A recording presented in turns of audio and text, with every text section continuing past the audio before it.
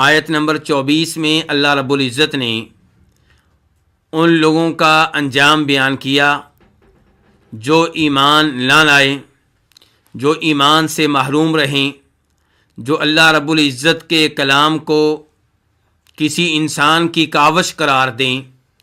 اللہ رب العزت نے ان سے مخاطب ہو کے کہا فاتقوا النار التی وقودها الناس والحجارہ، کہ تم میرے کلام پہ ایمان لا کر اور ہر اس چیز پہ ایمان لا کر جس پہ ایمان لانا واجب ہے، اس آگ سے بچ جاؤ جس کا ایندھن لوگ ہوں گے اور پتھر ہوں گے، اعدت للکافرین، جو کافروں کے لیے تیار کی گئی ہے۔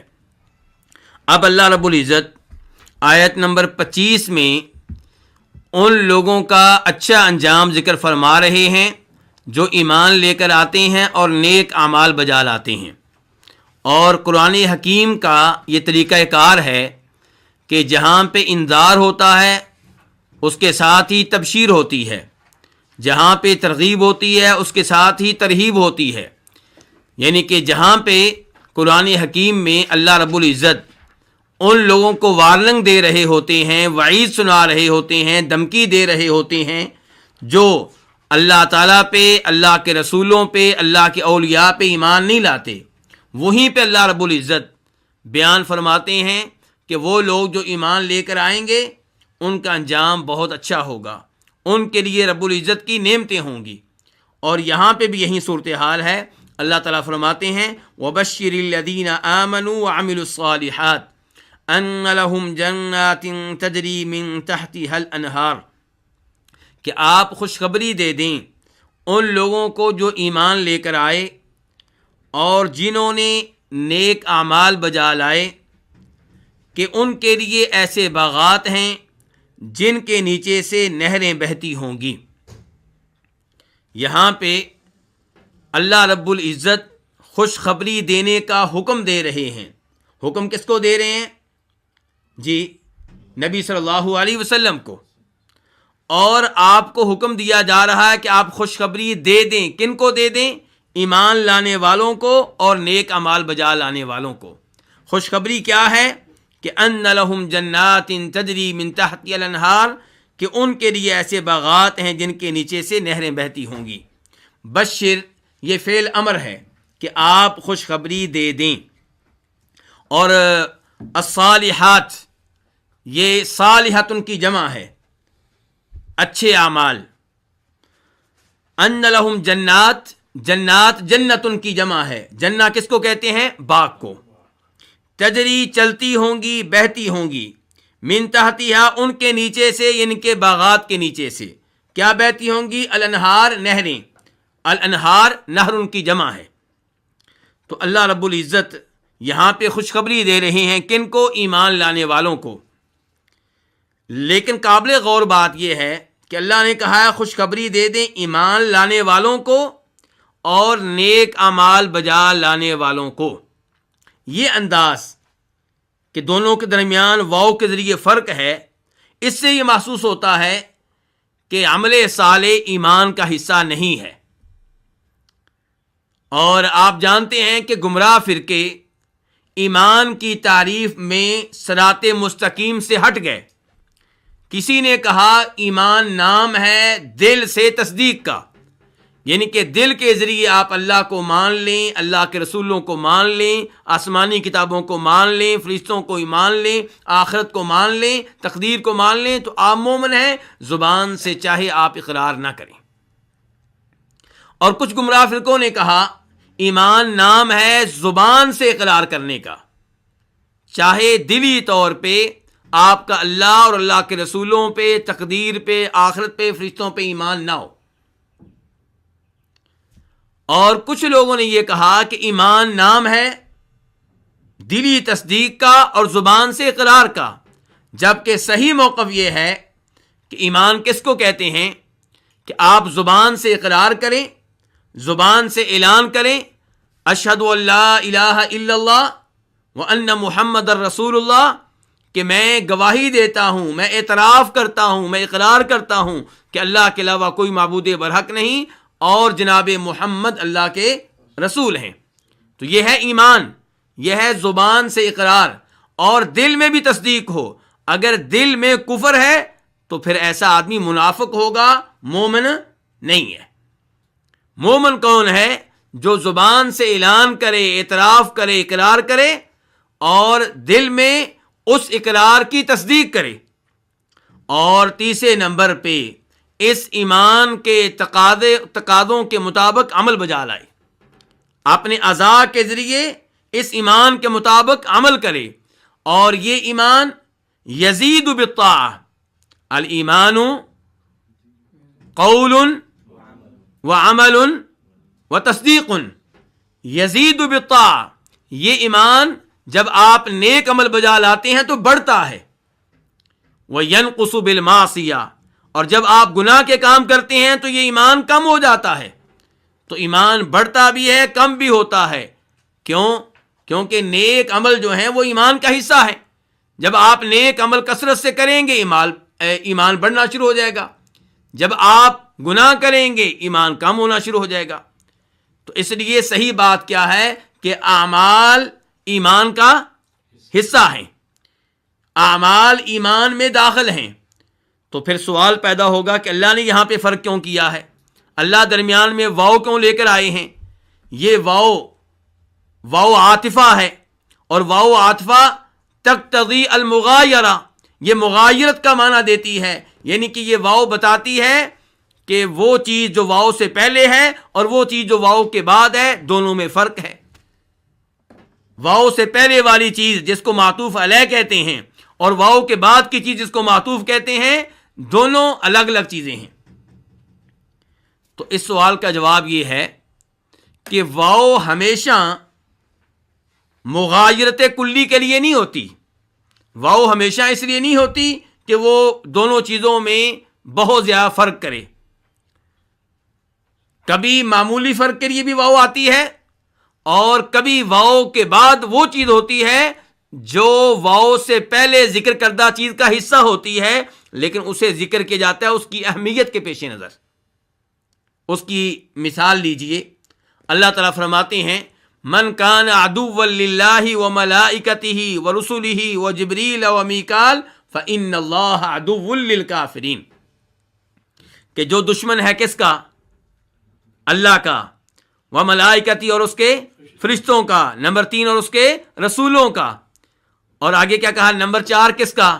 جبریل کا. نمبر 5 میکائیل کا. تو اس کو معلوم ہونا چاہیے کہ اللہ تعالیٰ ایسے کافروں کا دشمن ہے.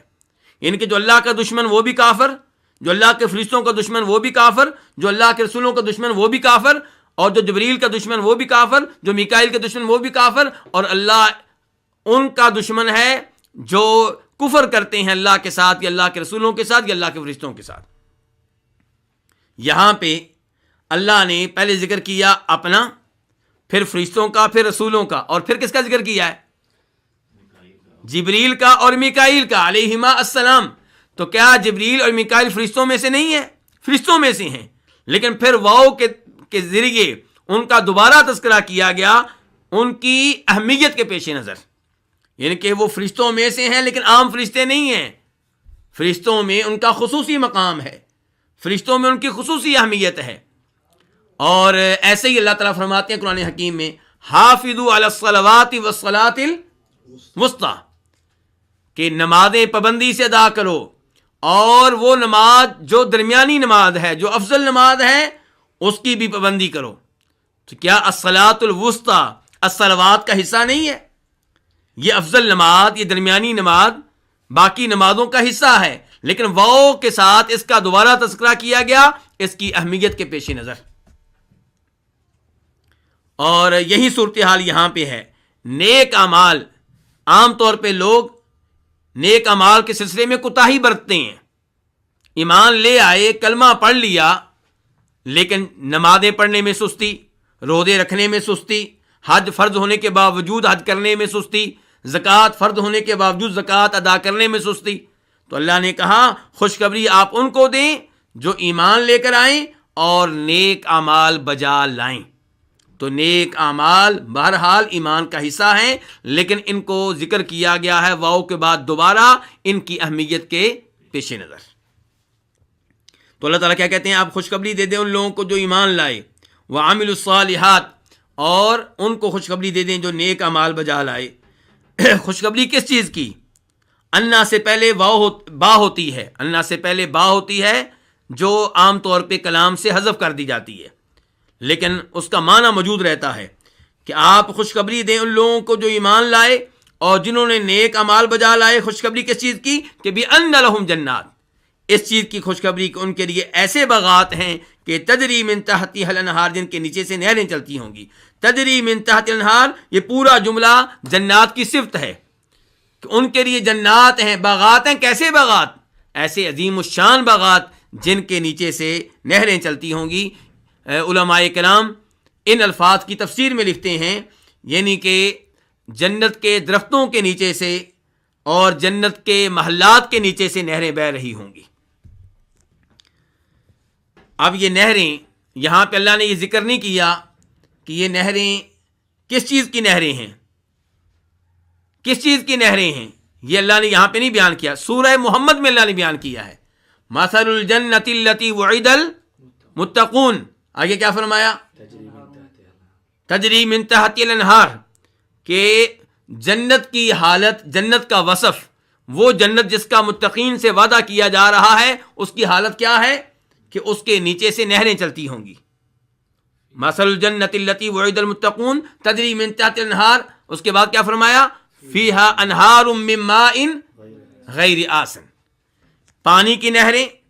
نمبر 2 فرمایا دودھ کی نہریں، نمبر 3 فرمایا شراب کی نہریں، نمبر 4 فرمایا شہد کی نہریں۔ تو یہ 4 طرح کی نہریں وہاں پہ بہہ رہی ہوں گی، اور 4 طرح کی نہریں وہ ہیں جن کا تذکرہ قرآن میں سورہ محمد میں آیا ہے۔ تو بہرحال اس قسم کی نہریں ہوں گی جو وہاں پہ بہہ رہی ہوں گی۔ اس کے بعد اللہ رب العزت ارشاد فرماتے ہیں، کلما رزقوا منها من ثمرة الرزق قالوا هذا الذي رزقنا من قبل واتوا به متشابها۔ کلما، یہ شرطیہ ہے، ظرفیہ ہے، شرط کا معنی بھی دیتا ہے، ظرف کا بھی، کہ جب بھی رزقوا، انہیں رزق دیا جائے گا، منہا کی ضمیر کہاں جا رہی؟ جنات کی طرف۔ جب بھی انہیں رزق دیا جائے گا، منہا، ان جنات میں سے، ان باغات میں سے، من ثمرات، پھلوں میں سے، رزقن، کوئی بھی رزق، قالو، وہ کہیں گے، ھذا الذی رزقنا، یہ تو وہی ہے جو ہم دیے گئے، من قبل، اس سے پہلے، واتوا بہ، اور ان کے پاس لایا جائے گا، بہ، یہ رزق، متشابہن، ایک دوسرے سے ملنے والا، ایک دوسرے سے متشابہ، ایک دوسرے جیسا۔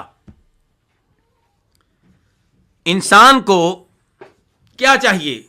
انسان چاہتا ہے کہ میری اچھی رہائش ہو، انسان چاہتا ہے میرا کھانا پینا بہترین ہو، انسان چاہتا ہے کہ مجھے اچھی بیگم مل جائے۔ اللہ رب العزت نے روز قیامت مومنوں کو جو انعام دینے ہیں ان میں سے چند ایک یہاں بتائے ہیں۔ نمبر 1 رہائش بتا دی کہ ایسے باغات ہوں گے جن کے نیچے سے نہریں بہتی ہوں گی۔ نمبر 2 کھانا بتا دیا، اور نمبر 3 آگے بتایا کیا؟ وَلَهُمْ فِيهَا أَزْوَاجٌ مُطَهَّرَةٌ، بیویاں بھی بتا دیں۔ اور چوتھے نمبر پہ انسان کے پاس رہائش ہو، انسان کے پاس کھانا پینا ہو، انسان کے پاس بہترین بیوی ہو، لیکن ڈر رہتا ہے، خوف رہتا ہے، کیا؟ کہ پتہ نہیں کب یہ رہائش ختم ہو جائے، کب مجھے یہ مکان بیچنا پڑ جائے، کب اس کے اوپر کسی اور کا قبضہ ہو جائے، اور کھانے پینے کا یہ ذخیرہ کب ختم ہو جائے، بیوی کب فوت ہو جائے، کب بیمار ہو جائے، یہ سارے اندیشے رہتے ہیں۔ اللہ نے ان تمام اندیشوں کو ختم کیا، فرمایا وَهُمْ فِيهَا خَالِدُونَ، وہ ان نعمتوں میں، ان جنات میں ہمیشہ ہمیشہ رہیں گے۔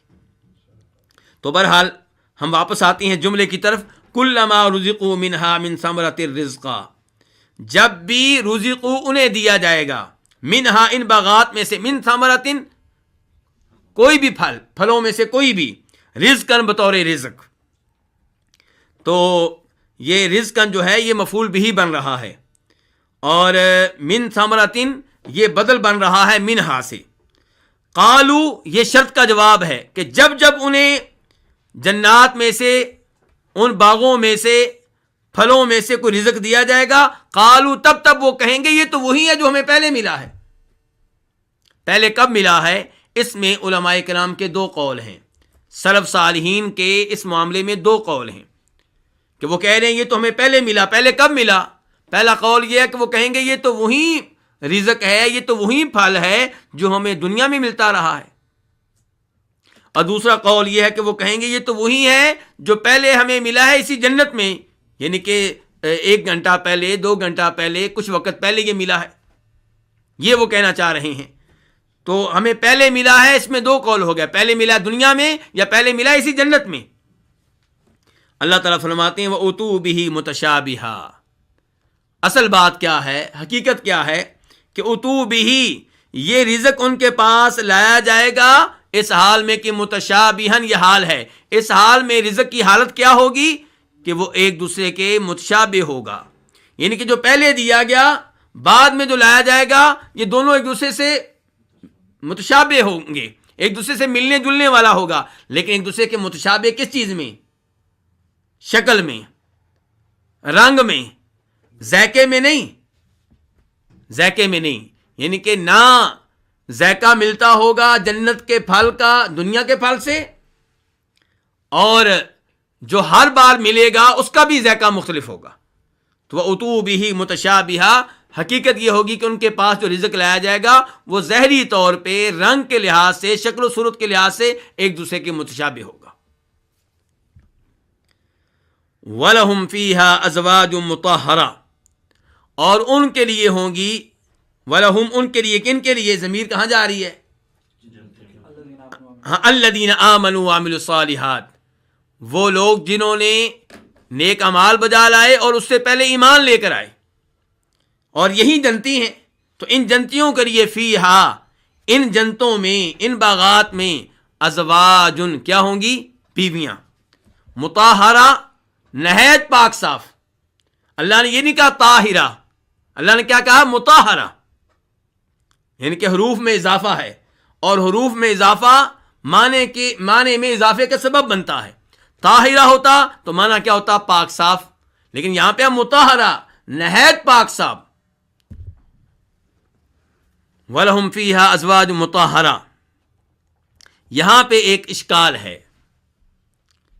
اور اشکال یہ ہے کہ ازواج سے مراد کیا صرف عورتیں ہیں یا اس سے مراد مرد بھی ہیں؟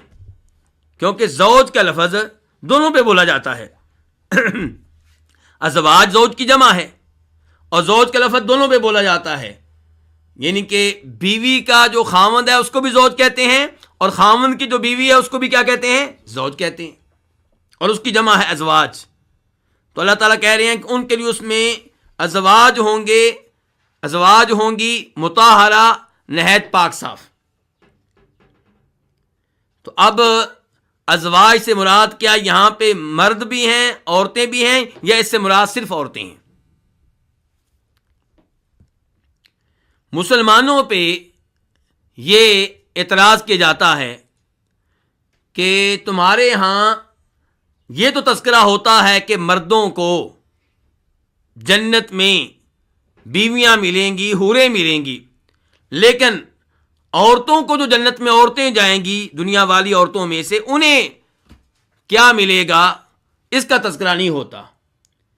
تو ان کے اس اعتراض کا رد کرنے کے لیے اور ان کو خاموش کروانے کے لیے کئی لوگوں نے یہ طریقہ نکالا، وہ کہتے ہیں جی عربی میں ازواج کا لفظ دونوں کے لیے آتا ہے، مردوں کے لیے بھی، عورتوں کے لیے بھی، تو ہم یہاں پہ یہ کہیں گے کہ اس آیت کی تفسیر یہ ہے، اللہ تعالیٰ کہہ رہے ہیں ان کے لیے جنت میں ازواج ہوں گے، تو یہ ازواج مردوں کے لیے بھی ہوں گی یعنی کہ بیویاں، اور ازواج عورتوں کے لیے بھی ہوں گے یعنی کہ ان کے لیے خاوند ہوں گے۔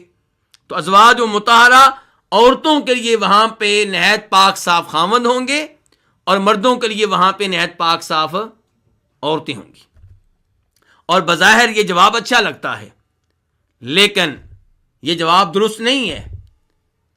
عربی لغت کے لحاظ سے تو ان لوگوں کی بات ٹھیک ہے کہ ازواج کا لفظ دونوں کے اوپر بولا جاتا ہے، لیکن اللہ تعالیٰ نے جب یہاں پہ کہا وَلَهُمْ فِيهَا أَزْوَاجٌ مُطَهَّرَةٌ، تو اس سے مراد عورتیں ہیں، اور اس بات پہ پرانے مفسرین کا اتفاق چلا آ رہا ہے۔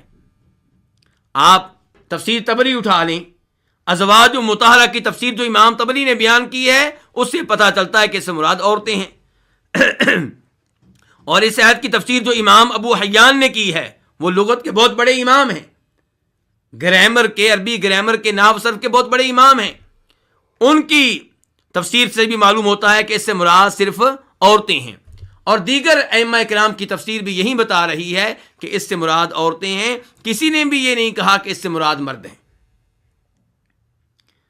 تو گویا کہ علماء کرام کے اس تفسیر پہ اجماع چلا آ رہا ہے کہ وَلَهُمْ فِيهَا ازواج مطہرہ، کہ ان کے لیے اس میں کیا ہوں گی؟ ازواج پھر کیا ہوں گی؟ بیویاں، مطہرہ نہایت پاک صاف۔ تو پھر وہ ان کا اشکال تو باقی رہا، کیا اشکال؟ کہ عورتوں کے لیے جنت میں کیا ہے؟ مردوں کے لیے تو جنتی عورتیں بھی ہیں، ان کی اپنی بیوی ہے، حوریں ہیں، اور عورتوں کے لیے کیا ہے؟ یہ اشکال اپنی جگہ پہ برقرار رہا۔ تو اس سوال کا جواب یہ ہے کہ جنت صرف بیوی یا خاوند کا نام نہیں ہے، جنت میں بے شمار نعمتیں ہیں، اور ایسی ایسی نعمتیں ہیں کہ نبی علیہ الصلوۃ والسلام ارشاد فرماتے ہیں ما لا عین رأت ولا اذن سمعت، کہ جنت میں وہ نعمتیں ہیں جو کسی آنکھ نے کبھی بھی دیکھی نہیں ہوں گی، جنت میں وہ نعمتیں ہیں جو کسی کان نے کبھی بھی سنی نہیں ہوں گی، ولا خطر علی قلب بشر، اور جنت میں وہ نعمتیں ہیں جو کبھی بھی کسی انسان کے دل میں آئی نہیں ہوں گی، انسان سوچ بھی نہیں سکتا۔ تو یہ ساری نعمتیں جن کا اللہ تذکرہ کر رہے ہیں جیسے مردوں کے لیے ہیں ایسے ہی عورتوں کے لیے بھی ہیں۔ تو جنت جو ہے وہ صرف خاوند بیوی کا نام نہیں ہے، اس میں بے شمار نعمتیں ہیں۔ مثال کے طور پہ سب سے بڑی نعمت کیا ہے جنت کی؟ کیوں شیخ صاحب؟ سب سے بڑی نعمت کیا ہے؟ اللہ کے چہرے کا دیدار۔ یہ دیدار جیسے مردوں کو ملے گا ایسے ہی اس کی سعادت عورتوں کو بھی ملے گی۔ تو عورتیں محروم نہیں ہیں، جنتی عورتیں جنت کی ایک ایک نعمت سے فائدہ اٹھائیں گی۔ اور جہاں تک تعلق ہے اس چیز کا کہ قرآن حکیم یہ نہیں بتاتا، جیسے مردوں کے بارے میں بتاتا ہے کہ ان کے لیے حوریں ہوں گی، ایسے یہ نہیں ذکر کرتا کہ عورتوں کے لیے مرد ہوں گے۔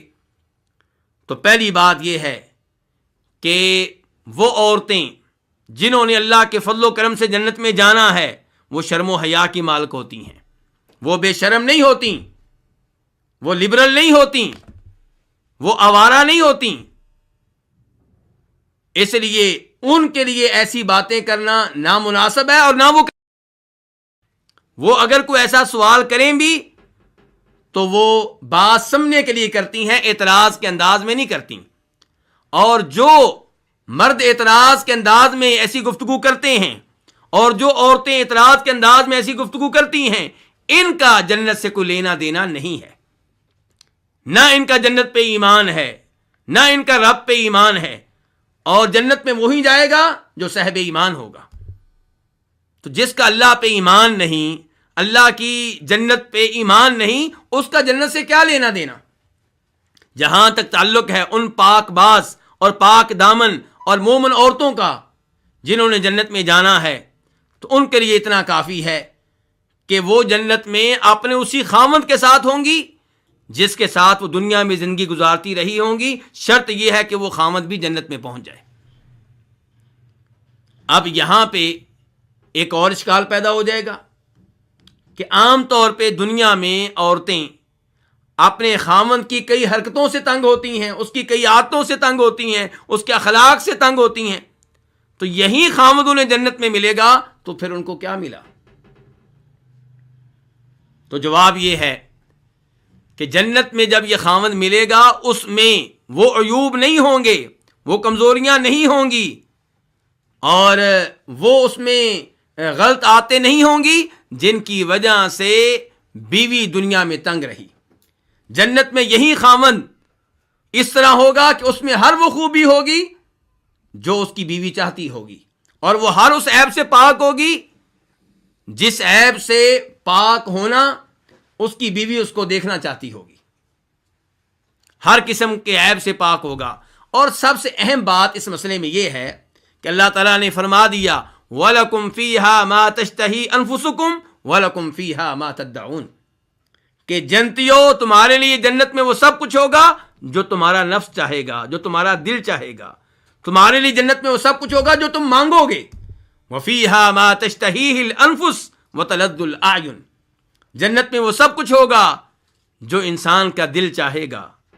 جنت میں وہ سب کچھ ہوگا جس کو دیکھ کر ہماری آنکھوں کو سکون ملے گا، سرور ملے گا.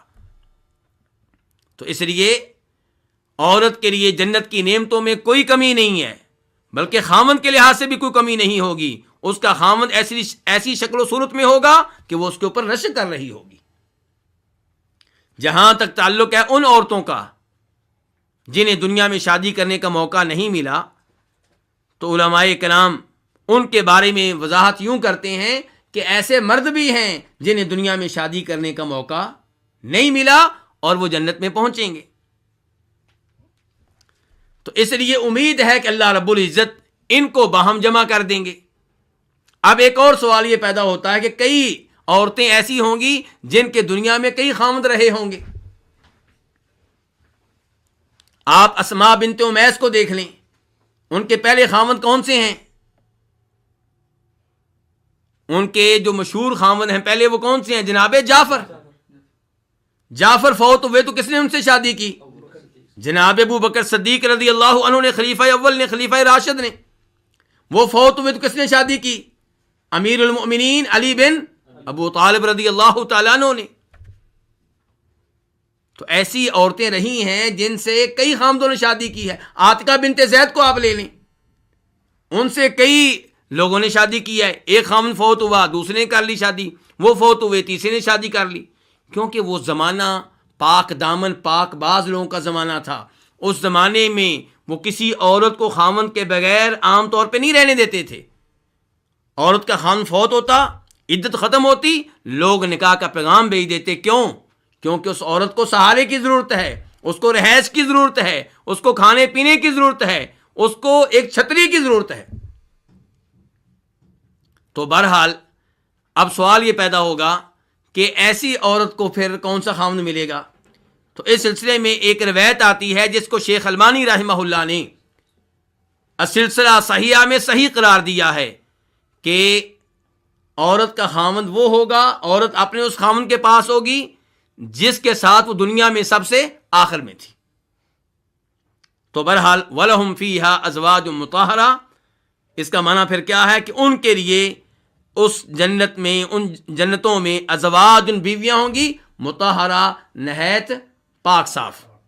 اب اگلا سوال یہ ہے کس چیز سے پاک صاف؟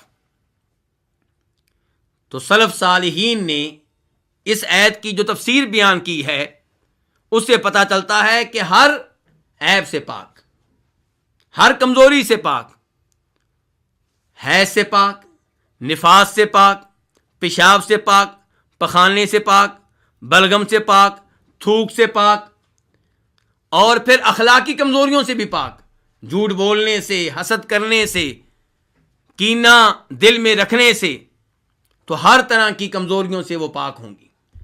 وَهُمْ فِيهَا خَالِدُونَ اس کے بعد اللہ تعالیٰ فرماتے ہیں کہ وَهُمْ اور یہ جنتی، یہ ایمان لانے والے، یہ نیک اعمال بجا لانے والے، وَهُمْ فِيهَا یہ ان جنتوں میں رہیں گے. کب تک؟ کتنے سال تک؟ ہمیشہ ہمیشہ کے لیے. دنیا میں ایمان لے کر آئے اور دنیا میں نمازیں پڑھتے رہے. کتنے سال نمازیں پڑھی ہیں؟ 10 سال، 15 سال، 20 سال، 30 سال.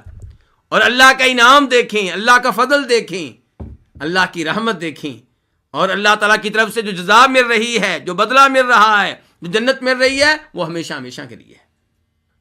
تو وَهُمْ فِيهَا خَالِدُونَ وہ ان جنتوں میں رہیں گے. کب تک خالدون؟ ہمیشہ ہمیشہ. اس آیت سے یہ پتہ چلا، اس آیت کے ان آخری الفاظ سے پتہ چلا کہ جنت ختم نہیں ہوگی اور ایسے ہی جہنم بھی ختم، کیونکہ اللہ تعالیٰ کہہ رہے ہیں وَهُمْ فِيهَا خَالِدُونَ کہ وہ ان جنتوں میں ہمیشہ ہمیشہ رہیں گے. تو جنت میں ہمیشہ ہمیشہ رہیں گے، اس کا مطلب یہ ہے کہ یہ بھی ہمیشہ ہمیشہ رہیں گے، جنت بھی ہمیشہ ہمیشہ رہے گی. تو ان لوگوں کا موقف غلط ہے جو سمجھتے ہیں کہ جنت کسی دن ختم ہو جائے گی یا جہنم کسی دن ختم ہو جائے گی. ایسا نہیں ہے.